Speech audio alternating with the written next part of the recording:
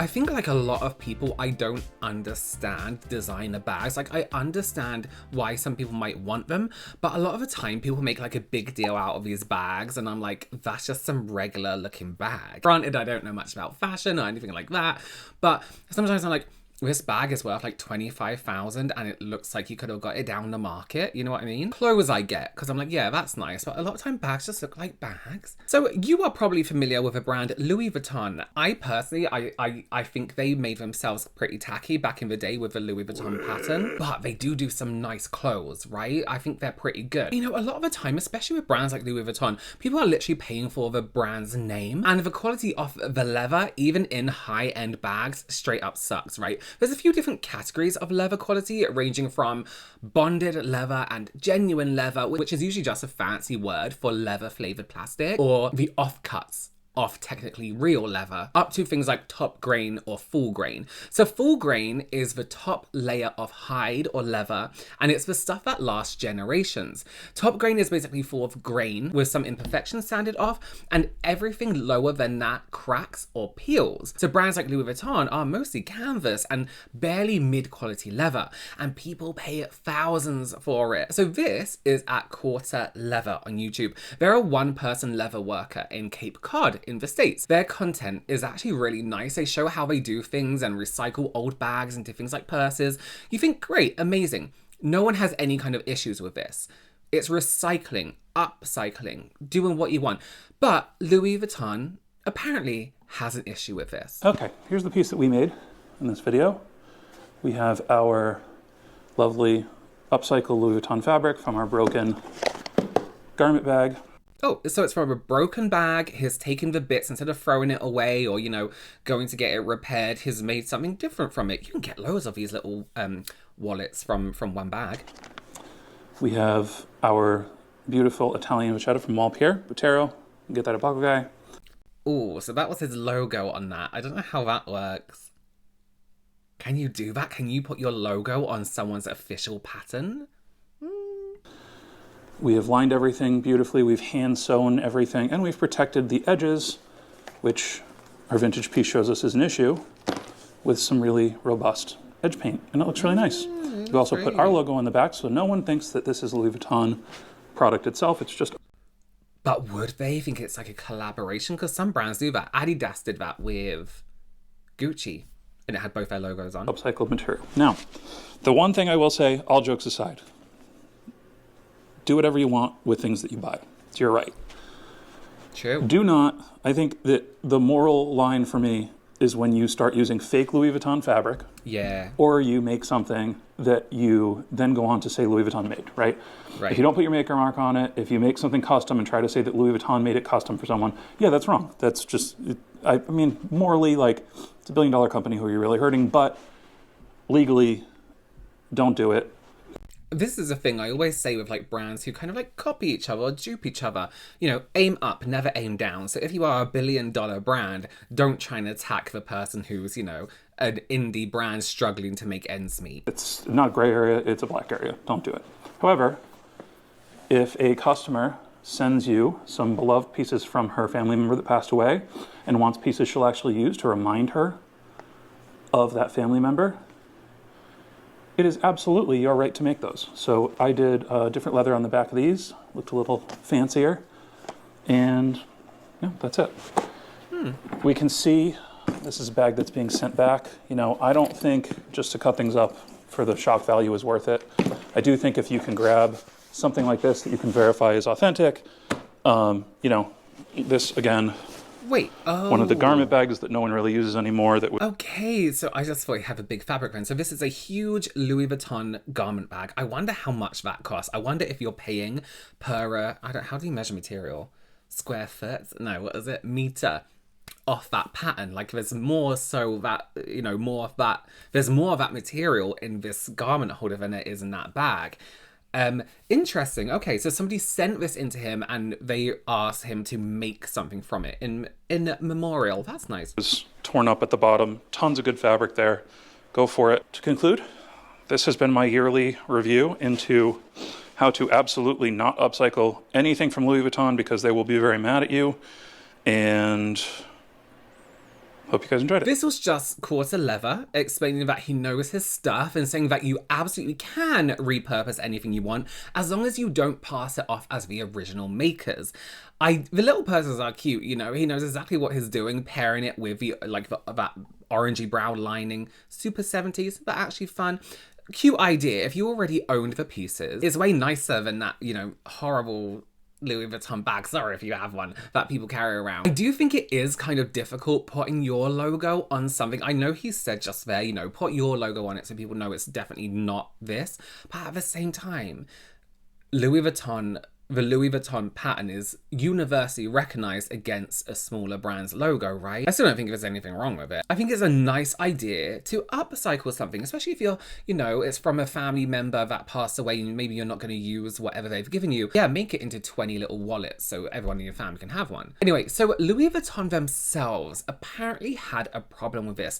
So much so, they catfished this creator with a fake Instagram profile. This is married to a lunatic, and she does a lot of the storytelling and spreading awareness of stories like this online. I did have a bit of an issue with her because remember in that video where the lady proposed to her boyfriend and everyone's like, this is crazy. For some reason, the married to a lunatic woman started like attacking the guy's weight and calling him like a waste of time and how horrible he looks over time. It's like, why are we doing that when all that happened was that this girl wanted to propose to her husband? We don't even know the husband. We know nothing about him. And everyone's like, here's a waste of space and here's fat. Come on now. Anyway, let's see what she has to say. What happens when Louis Vuitton sends private investigators to your house to confiscate all of the Louis Vuitton products you paid for yourself? First off, it's important to understand why Louis Vuitton went to this man's house to try to confiscate all of his Louis Vuitton products. He is a leather maker. He makes wallets and all kinds of stuff with his logos on it, and he will recycle or upcycle old, torn, used bags that he purchases from estate sales. Like this bag that he is working on, he had a lot of material from this Louis Vuitton bag. He bought this bag for $50 at an estate sale in Cape Cod. Eric has been making, and I'm sure he's going to make a lot more than $50 back on whatever he makes from it, these wallets in his 2-bedroom cottage for years. When one day someone pulled up in his driveway, came out and said she was a private investigator and she was there to get him to sign the paper that Louis Vuitton sent her with and then to confiscate all of his Louis Vuitton products. This private investigator came all the way from New York to his Cape Cod cottage. How far away is Cape Cod to New York? She drove over 4 hours to confiscate his Louis Vuitton bags. In shock, Eric read the paperwork this investigator gave him, and it said that Louis Vuitton had every right to confiscate the fake Louis Vuitton material he was using to make his wallets. Wait, I'm so confused. I thought he said not to use fake material to do it. Thing is, he's using authentic Louis Vuitton bags and upcycling them to his wallets. There's nothing fake about this Louis Vuitton that he uses. So Eric refused. He refused to sign the paperwork. He refused to let the private investigator in to confiscate the Louis Vuitton bags he had rightfully purchased and was the owner of. Their issue was that they were saying that he was using fake Louis Vuitton material when he actually wasn't. When the investigator surely it's very easy for somebody who works at Louis Vuitton to tell if something is fake or real, right? When the investigator then understood, was like, okay, well, you need to call our fraud department. He had to then hunt down the phone number because the paperwork she gave him no working number to contact anyone. But he did. He got in contact with a man in their fraud department who still demanded that he turn over all of his Louis Vuitton products. Told him that they still believed that it was fake Louis Vuitton that he was using because their reasoning was they had bought a wallet from him and the Louis Vuitton material that he used did not have their lining on the back of it. He explained it's very easy to remove the lining on Louis Vuitton. We've seen him change the lining in that first video. He changed it. So they went out their way to purchase something from his company, from his brand, to see if it was fake or not. Material by simply using a heat gun to peel off the lining so that he then had just a clean Louis Vuitton cover to then add to his leather wallets. He then explained to the fraud department that he wasn't even selling these as Louis Vuitton products. They were simply wallets with his name and logo on the back of them with the Louis Vuitton cover on top. They were trying to say that they owned the material, but he knew the law in that you can recycle and upcycle material. Once you buy a purse from Louis Vuitton, That is now your bag. Yeah, that's crazy. That's like, I mean, if you were loaning it, maybe, because people do loan designer stuff. But I'm not going to pay full money for something and someone come along and be like, we can take this from you now. Absolutely not. Louis Vuitton was trying to make this poor man think, even though he had purchased these legally, they still had the rights to come in and confiscate all of his Louis Vuitton, whether it was fake or not. How did Louis Vuitton come about owning one of his wallets in the first place to then make them believe that he was using fake Louis Vuitton products? They had seen his video like this on his leather making channel. They then made a fake profile on Instagram and ordered the wallets from him. They had used a fake Instagram account that I went and found it, and it was fully popular, like hundreds of pictures. It was a fake couple. I don't know where they were getting the pictures up from, but that account bought a wallet from me, and that's how they got the wallet. Now, And they didn't just want his existing Louis Vuitton inventory. They wanted him to stop. Somebody at this big billion-dollar brand was their daily work that day was to make a fake Instagram account and order one of these wallets. Come on now.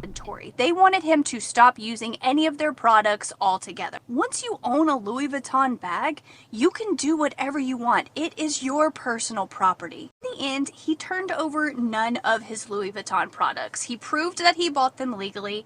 He proved that it was genuine Louis Vuitton purses that he was using. Explained to Louis Vuitton that he knew his rights as a purchaser of their bags. To this day, will still recycle torn and well-used Louis Vuitton bags to make his wallets with his name and logo on it. Listen, if anyone ever comes to your home and tries to make you sign a random piece of paper, absolutely do not sign it. Take pictures of it. Go inside your home. Lock the doors. I can't imagine how stressful that was for the creator, because somebody turns up, a private investigator with papers with a Louis Vuitton symbol and like, sign it, someone take it. No, absolutely not. Confiscating bags that he paid for is crazy. Obviously, as long as they're not fake, right? There's nothing that would allow them to be able to do that. I would think though that if he was using fake products or selling fake products, somebody from legal something somewhere is well in their right and in their job role to come in and take those fake products. But these are real products that he has purchased and is upcycling them. That private investigator should have looked into the law of what they were being asked to do before they did it, but they must be paying a lot, driving 4 hours to harass people with the wrong law. You see how easy it was to take the lining off this thousands of dollars bag with a heat gun? Imagine just having a Louis Vuitton bag out in the sun for weeks does. God forbid you take it to Vegas or like Florida. Them making a fake profile. This huge business making a fake profile to order one of these wallets is crazy to me. It does make you wonder what kind of like brands or celebrities are out there, like fake accounts, alternative accounts. So obviously this creator hasn't gotten into any trouble because he did nothing wrong. Let's take a look at this post he put up on Instagram. So this is a YouTuber play button. You can see them all behind me here. Wait, oh, the other one's there. So you get like the 1 million, you get the 100,000, which are these two, and then they made the 100,000 smaller. So that one's actually for this reaction channel. These are for my other channels. That's for my makeup channel. So he's made one out of a Louis Vuitton leather. That's so cute. That's really cute. So he must have 100,000 subscribers on YouTube. Good for you. A few other comments. Some people have some really good points. Someone says, good job, Louis Vuitton. We're all buying from quarter leather now instead of you. Great marketing. How would a PI have the authority to confiscate someone's property? I think that too. It almost is like they just sent like a... What's the version of a hitman that isn't a hitman? Just a scary person. They're not a real policeman, right? Do they have authority like that? Interesting. What about trademark? He is using their logo. How can he sell something with their logo on it? That is my one question. It does make me wonder because it is their designer, you know, their pattern, and then he's put his logo on it. But then I guess for shape changes, I'm not against it. Good for him, do what you need to do. But I do wonder how that works legally. Once you own anything, it's yours, fake or not. It's all about appearances. If Louis Vuitton was smart, they'd offer him a damn job recycling their bags. 100%. It would have been a, what's it called? A collaboration. He could have mixed up some bags, made some handmade bags, handmade wallets. They could have sold those for thousands. He could have made a good profit. So they thought their own Louis Vuitton leather was fake? Sounds suspicious. A private investigator has zero authority to confiscate anything. I agree. This is also the company that burns their extra inventory to keep prices inflated.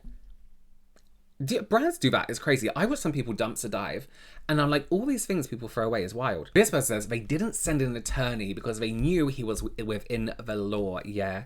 So basically, they committed fraud so they could say he was committing fraud and take away his work. Private investigators with no warrant, good luck. I agree. I think this was way out of line and like just quite frankly weird for a huge brand to be doing something like this. Like a big, huge billion-dollar brand harassing like small hobby creators. I say small, he's like a big creator. They should be embarrassed. The way that they relied on him not knowing his rights to sign that bit of paper and admit guilt for something he hadn't even done should surely be illegal. Let me know your opinions below. What would you rather buy, a Louis Vuitton bag or one that had been upcycled by someone who handcrafted and handmade these bags? Let me know your opinions down below. As always, subscribe if you have not already. Give this video a thumbs up. I will see you in the next one. Bye.